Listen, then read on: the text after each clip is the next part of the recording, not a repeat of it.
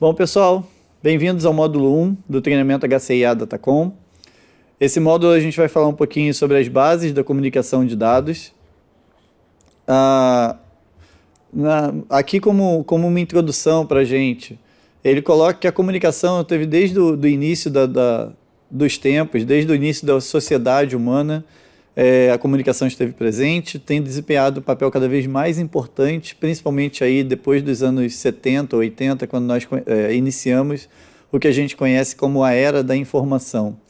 E toda vez que a gente falar sobre comunicação nesse treinamento, a gente está falando da comunicação de dados, a gente está falando da comunicação implementada através de uma rede de dados, uma rede de comunicação de dados. Nesse treinamento, nesse capítulo, nós vamos descrever os conceitos relacionados à comunicação numa rede, o processo de transferência de informações, como que as informações são transferidas de um terminal para outro por dentro desse ambiente de rede, e também falar alguns conceitos sobre engenharia de redes e sobre os engenheiros de redes, o papel dessas duas entidades. Objetivos desse capítulo: terminando o capítulo, nós seremos capazes de compreender os conceitos relacionados à comunicação, ser capaz de descrever o processo de transferência de informações, diferenciar os dispositivos de rede e os seus diferentes tipos, entender as funções básicas de cada um, aonde implementar, o que fazer, compreender diferentes tipos de rede e tipos de topologia, e compreender os conceitos relacionados aí à engenharia de rede e ao engenheiro de rede. Aqui a gente tem alguns ícones, fica como material de consulta, quando nós formos fazer os laboratórios, ele utiliza esses ícones como padrão para que a gente consiga identificar, bastando bater o olho no equipamento, no desenho, a gente já identifica qual é a função do equipamento que ele está mencionando no laboratório. E vamos para o capítulo em si. Primeiro a gente vai falar de comunicações de redes. O conceito de comunicação em rede, ela se refere à transferência, troca de informações entre pessoas e coisas, coisas e coisas, através de um determinado meio, tendo um determinado comportamento. A comunicação na rede se refere à comunicação entre dispositivos terminais através de uma rede de computadores. Só que uma rede de computadores, ela vai desde um cabo ponto a ponto, ligando um computador diretamente no outro, mesmo que seja ponto a ponto, é uma rede de comunicação de dados.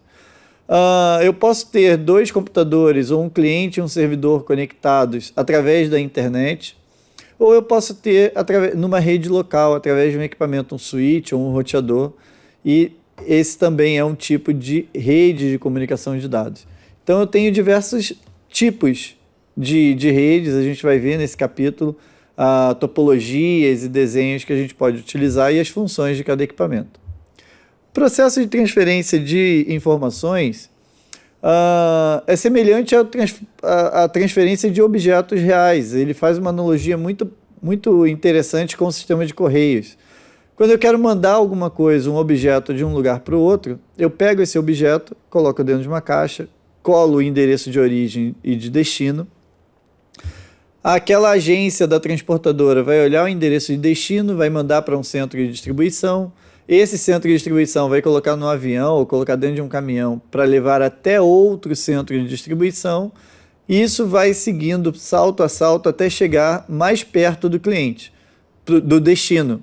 Quando chega lá mais perto do destino, aquele pacote é entregue para o endereço que está colocado como endereço de destino. O cliente, o terminal, vai abrir e tirar o objeto de dentro. O processo de comunicação de dados é exatamente igual. Eu vou pegar os dados, pegar as informações, quebrar em pedacinhos, colocar dentro de pacotes.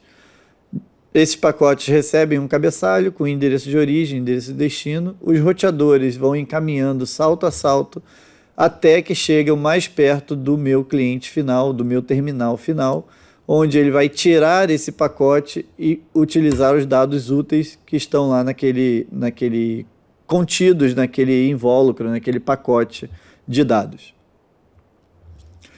Termos comuns que a gente utiliza nesse processo, a gente tem a carga útil de dados, que é o que a gente chama de payload. Essa carga útil de dados são as informações que são transmitidas. Em inglês, a gente conhece essa carga útil com o nome de payload. Aqui é que eu vou carregar a informação propriamente dita. Esse payload fica dentro de um pacote. O pacote é o meio pelo qual ele vai ser transportado. O pacote é a unidade de dados que é comutada, que é transportada por essa rede. Esse pacote tem um cabeçalho, que é adicionado antes do payload, e esse cabeçalho vai informar endereço de origem, endereço de destino e diversos outros parâmetros que a gente vai conhecer durante o treinamento. Esse cabeçalho, esse pacote também recebe um tail, recebe uma finalização. Ele é inserido depois da parte de payload, depois do pacote de dados, no final do pacote de dados, e a gente vai ver também a função dele. Ele serve para que a gente faça a verificação e a correção de erros. O processo em que eu pego os dados e jogo dentro de um pacote é chamado de encapsulamento. É o processo de adicionar um cabeçalho, adicionar um tail, adicionar as informações para que esse dado seja transportado. Quando ele chega no destino, eu tenho o processo de desencapsulamento, que é jogar fora todas essas informações de transporte e utilizar apenas a informação útil, apenas o payload. No meio do caminho eu posso ter gateways ou roteadores. E é que eu gosto de dizer que todo gateway ele é um roteador, mas nem todo roteador é um gateway. Qual é a diferença entre um roteador e um gateway? Os dois executam um processo de comutação. Chegou por uma porta, ele olha o IP de origem, o endereço de origem, chegou pela porta, ele olha o endereço de destino, analisa qual caminho seguir e entrega, faz a comutação, faz a entrega desse pacote. Os dois, tanto o gateway quanto o roteador, fazem isso. A diferença é que o gateway, além de fazer a função de roteador, ele fornece funções de conversão de protocolos. O que é a conversão de protocolos? Eu tenho de um lado um frame relay, do outro lado um IP. Eu tenho de um lado MPLS, do outro lado IP tradicional. Então, o gateway é o que faz a conversão de protocolo para poder fazer o encaminhamento, além da comutação. E o dispositivo terminal, que é ou o dispositivo de origem ou o dispositivo final, que são os dispositivos que vão apresentar para o usuário ou que vão se utilizar dos dados que foram transmitidos por essa rede. E qual é o conceito de rede de comunicação de dados? Ela consiste em roteadores, switches, firewalls, controladores de acesso, pontos de acesso à rede sem fio, PCs, impressoras de rede, servidores, qualquer componente que faça a captura de informações e a exibição de informações ou a utilização das informações que são transportadas pela rede. Tá? Qual é a grande função de uma rede? A rede tem como função implementar a comunicação de dados, facilitar essa comunicação entre os diversos dispositivos existentes no ambiente conectado. O que são os switches? O switch é o dispositivo mais próximo do usuário final. Ele é usado para a rede encaminhar os quadros de dados, ou seja, é onde eu conecto todos os meus clientes, é onde o cabo do meu cliente é conectado para que ele possa ter acesso a essa infraestrutura de rede. Então, ele é o dispositivo mais perto do usuário. Ele utiliza a camada 2, a gente vai ver no próximo capítulo o esquema de camadas. Ele trabalha em camada 2, ele faz comutação básica somente olhando o endereço MAC. E ele provê o acesso desses clientes à infraestrutura de rede superior. Já os roteadores, eles são um dispositivo de camada de rede, já é um dispositivo de camada 3, e ele encaminha os pacotes de dados na internet. Ele é que faz a internet funcionar, ele é que roteia os pacotes, ele que encaminha esses pacotes. Com base no endereço de destino do pacote recebido, ele seleciona um caminho e envia esse pacote para o próximo roteador ou diretamente para o destino, se ele estiver diretamente conectado. O último roteador do caminho é responsável por enviar o pacote para o host de destino. Quais as funções que um roteador tem? Implementar comunicação entre redes do mesmo tipo ou tipos diferentes. Lembrando, se as redes forem do mesmo tipo, ele é apenas um roteador. Se as redes forem de tipos diferentes, ele é um gateway, porque ele faz a conversão de protocolo. A gente vai aprender também o que é um domínio de broadcast. Aqui ele já mostra que o roteador ele é o dispositivo que quebra os domínios de broadcast. Ele divide os domínios de broadcast, reduzindo o desperdício de banda com excesso de informações de broadcast dentro do segmento. Ele seleciona as rotas e encaminha os pacotes. Função básica de um roteador. Recebeu um pacote, olha o IP de destino, analisa na tabela por qual interface mandar, para que gateway mandar, e ele manda esse pacote. Ele também tem função de implementar o acesso ao WAN, ou seja, a comunicação de longa distância, interligar a minha rede local a uma rede local distante de mim. E também a tradução de endereço de rede. Tem um capítulo inteiro nesse treinamento falando sobre NAT, e aí a gente vai ver essa outra função que o roteador tem. E ele conecta duas ou mais redes de camada 2 que são estabelecidas no switch.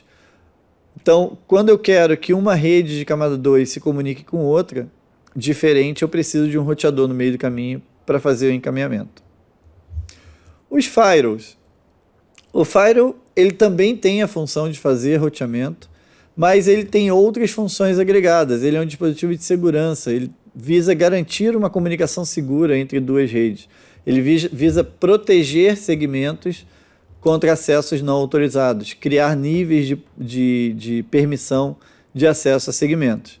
Ele isola redes com diferentes níveis de segurança, implementa controle de acesso, e aí eu posso ter controle de acesso por IP, por MAC, por nome de usuário, por grupo de usuário, diversos tipos de políticas de acesso que eu posso criar. Eu posso implementar a autenticação da identificação do usuário, então o usuário ele só vai ter permissão aquilo que está autorizado para o nome dele, e aí o firewall cuida dessa proteção. Ele pode servir também para realizar criptografia de dados e os serviços de VPN, um cliente que está remoto, fora da empresa e quer acessar a empresa, ele fecha a VPN através de um firewall também. Ele também faz a função de NAT e ele implementa outras funções de segurança, dependendo do tipo de firewall, você pode ter antivírus, IPS, filtros de conteúdo, diversos outros tipos de tecnologias que você pode utilizar no firewall. E os dispositivos sem fio. Dispositivos sem fio, eles estão cada vez mais presentes no nosso dia a dia. São os dispositivos de comunicação de redes Wi-Fi. Tá? Eu tenho dois tipos principais de dispositivos que ele aborda nesse treinamento, que são os FAT-AP e os FIT-AP. O que seria o FAT-AP? Ou uma tradução direta, ou AP gordo. Até mais fácil se a gente gravar dessa forma. Por que ele seria um AP gordo? Toda a configuração que ele precisa está dentro dele. Um exemplo de um FAT-AP, o roteador Wi-Fi da minha casa. O roteador Wi-Fi da casa de vocês. Ele é um FAT-AP, ele não é controlado por uma entidade externa. Toda a configuração é feita nele e ele trabalha sozinho. Já num ambiente empresarial, eu preciso ter mobilidade entre salas, eu preciso ter políticas sincronizadas, eu preciso ter vários cuidados que eu não tenho numa residência. Então, numa empresa, normalmente a gente usa os FIT-APs, que ele não tem configuração nenhuma, ele se liga na rede e ele vai buscar uma controladora. A gente tem um capítulo só sobre o WLAN que vai explicar esse processo. Ele se conecta numa controladora, baixa a configuração, atualiza SO, faz tudo o que for necessário antes de começar a prover serviço. E como eles são conectados a uma entidade central, essa entidade tem o controle da rede e unifica o sinal desses access points para que eu tenha uma rede uniforme, eu possa sair andando pela empresa sem perca de conexão. Os tipos de rede e os tipos de topologia. Vamos falar agora um pouquinho sobre essa parte aqui. Tipos de rede. Eu tenho aí a classificação clássica de LAN, MAN, WAN, e aí eu gosto de adicionar aqui também o que a gente chama de PAN, Personal Area Network. O que seria uma Personal Area Network? É a rede que eu comunico o meu celular com o meu notebook, com o meu relógio, com qualquer dispositivo que eu esteja vestindo, com qualquer dispositivo de automação residencial. Principalmente para PAN é utilizado o Bluetooth. É o principal protocolo usado por uma rede, uma Personal Area Network, uma rede pessoal, tá? Acima disso, dentro de uma residência, dentro de uma empresa, a gente tem uma LAN, que é uma rede local, uma Local Area Network. E ela é caracterizada basicamente por computadores, servidores, todos os dispositivos terminais, dispositivos de acesso, dentro de uma mesma região, de uma mesma área geográfica, dentro de uma sala, de um prédio, o que quer que seja mais restrito, tá? A cobertura de uma LAN está geralmente aí dentro de alguns milhares de metros quadrados, não muito mais do que isso. Já a MAN é a rede metropolitana, tá? É uma rede em que eu conecto cidades de uma mesma região, cidades próximas, para prover a intercomunicação entre os clientes dessa região. Quando eu tenho que interligar diversas cidades distantes uma da outra, estados, países, a gente já vai para uma WAN, que é uma Wide Area Network. A internet é o principal tipo de WAN que a gente pode mencionar, mas sempre que a área geográfica de cobertura ultrapassa alguns dezenas de quilômetros quadrados ou milhares de quilômetros quadrados, aí a gente já caracteriza uma WAN.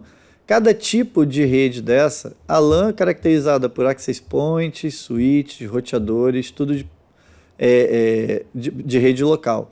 Quando eu vou para MAN, eu já começo a falar de switches de rede metro, roteadores de rede metro, protocolos de comunicação de mães, como o MPLS ou protocolos mais avançados.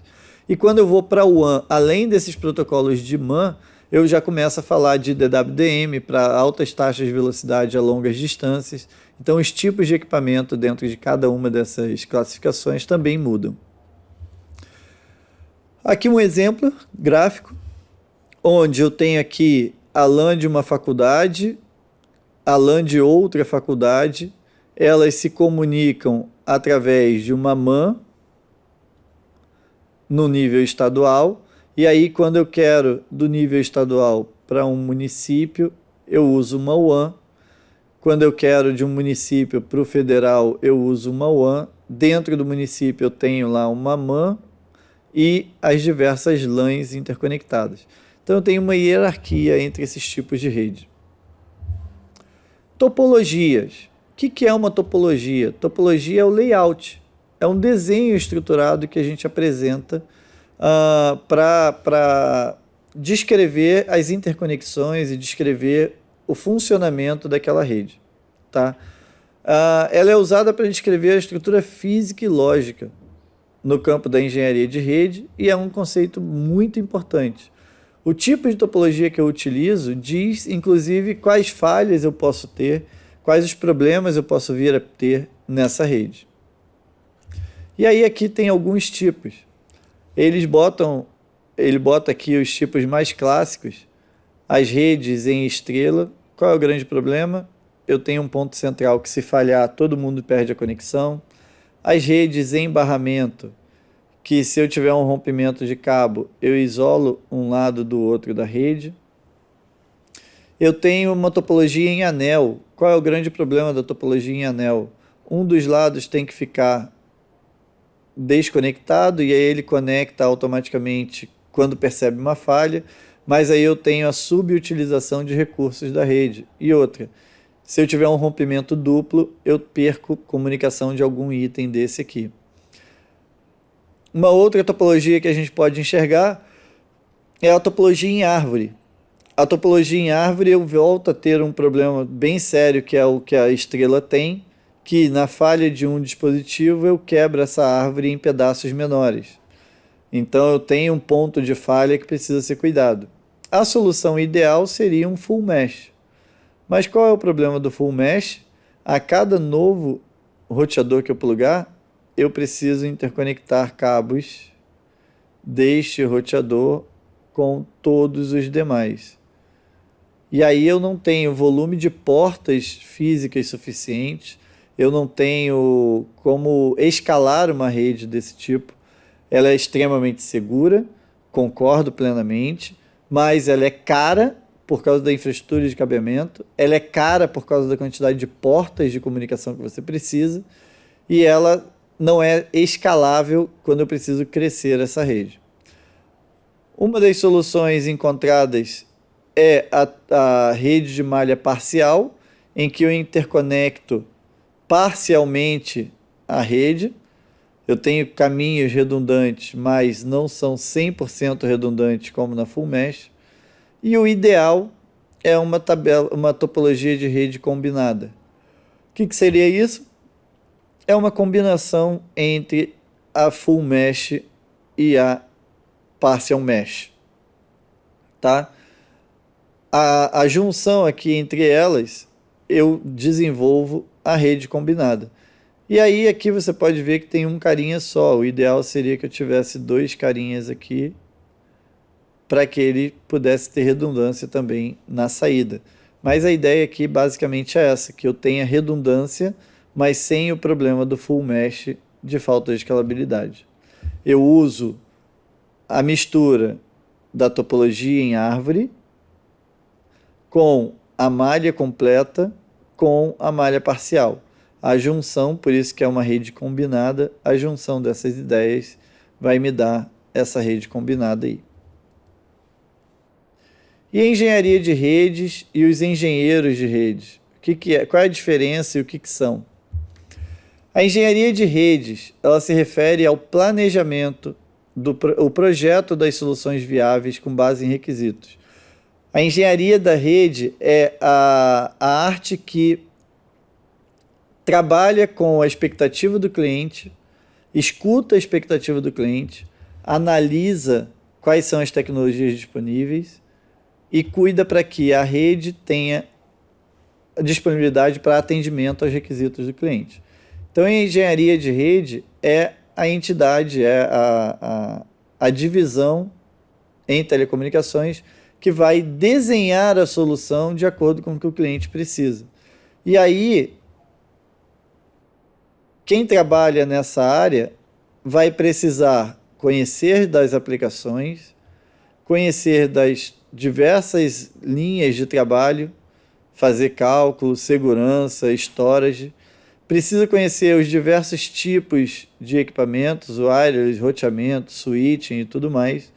Precisa saber também da sala de equipamentos, da mídia. Ele precisa ter um conhecimento, uma visão bem ampla para poder atender a todos os requisitos. E quem é o engenheiro? O engenheiro de rede é aquele que pratica a engenharia. Ele é o profissional de tecnologia que domina tecnologias de redes profissionais e ele tem habilidades. Algumas delas aqui, não vamos falar de todas, mas algumas delas aqui, por exemplo, conhecimento profissional. Ele precisa ter conhecimento das técnicas, conhecimento dos produtos que ele está utilizando, conhecimento de engenharia, conhecimento da indústria em que ele trabalha para poder desenvolver o projeto. Ele precisa ter conscientização do serviço e ter aquele sentimento de função do serviço que ele está executando. Precisa aprender sempre, porque toda hora tem uma nova tecnologia para a gente estudar e analisar a viabilidade.